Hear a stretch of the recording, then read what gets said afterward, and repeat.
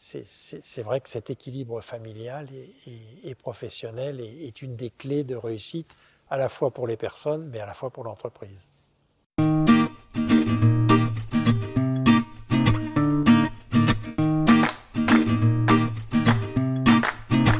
Pour les collaborateurs, je crois que c'est extrêmement important de veiller à un équilibre entre une vie sociale, une vie familiale, une vie professionnelle. Moi, mon grand-père disait, qui était chef d'entreprise, disait l'entreprise c'est pas la vie. Et effectivement, il faisait le tour des ateliers et des bureaux le soir en disant que bon, maintenant c'est le temps des familles, rentrez chez vous, et poussait les gens à rentrer chez eux.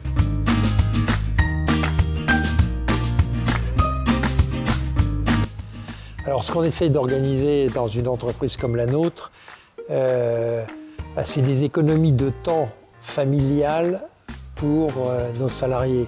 À titre d'exemple, on a organisé une conciergerie qui nous permet en fait simplement d'apporter des services basiques à nos collaborateurs.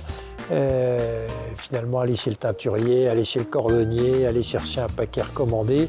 Si ça peut se faire dans l'entreprise, et bien finalement, ça libère le samedi matin, ça libère du temps familial où les familles peuvent se retrouver pour des activités plus ludiques et plus détendantes.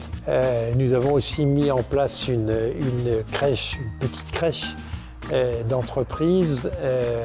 Et là, l'impact sur les personnes a été extrêmement important. Et effectivement, quand vous avez une vie personnelle sereine, une vie familiale sereine, une vie sociale enrichissante et une vie professionnelle en harmonie, finalement, comme tout est lié, on voit bien que sur un plan professionnel, les personnes qui sont dans un équilibre de vie plutôt serein, et bien, tout ça, c'est tout bénéfice pour l'entreprise.